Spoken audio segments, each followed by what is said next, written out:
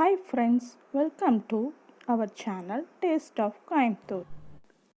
இப்போ கொஞ்சம் ஸ்பைசியான pineapple tawa fry செய்வது எப்படின்னு பார்க்கலாம் வாங்க. இப்போ பார்த்தீங்கன்னா பைனாப்பிளை கட் பண்ணி வச்சுருக்கேன்.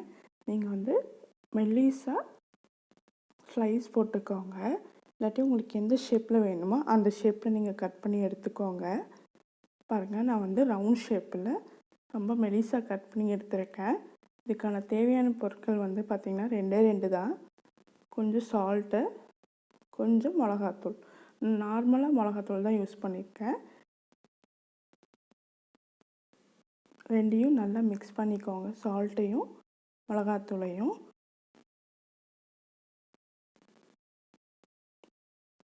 பாருங்கள், இப்போ அதில் கொஞ்சமாக டிப் பண்ணியிருக்கேன். உங்களுக்கு எந்த அளவுக்கு வேணுமோ அந்த அளவுக்கு டிப் பண்ணி எல்லாத்தையும் எடுத்து வச்சுக்கோங்க. எல்லா சைடும் படுற மாதிரி தேய்ச்சி எடுத்து வச்சுக்கோங்க. சால்ட்டும் கொஞ்சம் ஸ்பைஸியும் கொஞ்சம் ஸ்வீட்டும் சேர்ந்த மாதிரி இருக்கும். நல்லா டேஸ்ட்டாக இருக்கும். ட்ரை பண்ணி பாருங்கள். இப்போ பாருங்கள், தோசைக்கல் பற்ற வச்சுட்டு கொஞ்சமாக நான் எண்ணெய் தடவி இருக்கேன். நீங்கள் பட்டர் போட்டாலும் நல்லாயிருக்கும். பாருங்கள், இப்போ நான் ஒன்று ஒன்றா போட்டு ஃப்ரை பண்ணி எடுத்துக்க போகிறேன்.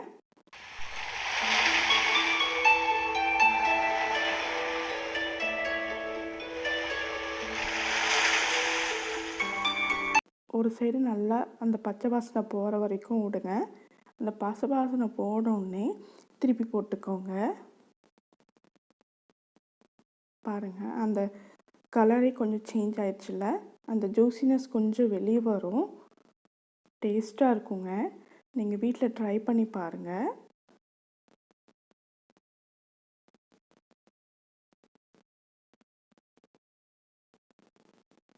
பாருங்கள், ரெடி ஆயிடுச்சு. இப்போ நம்ம ஒரு தட்டில் போட்டுக்கலாம்.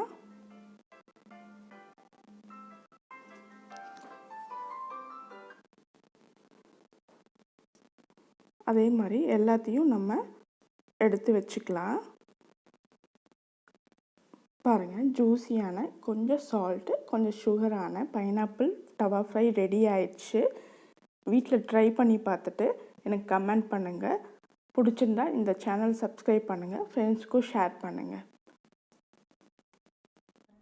சப்ஸ்கிரைப் பண்ணிவிட்டு பக்கத்தில் இருக்கிற பெல் ஐக்கானை கிளிக் பண்ணிவிட்டு ஆளுங்கிற பட்டனை கிளிக் பண்ணுங்கள். தேங்க்ஸ் ஃபார் வாட்சிங்.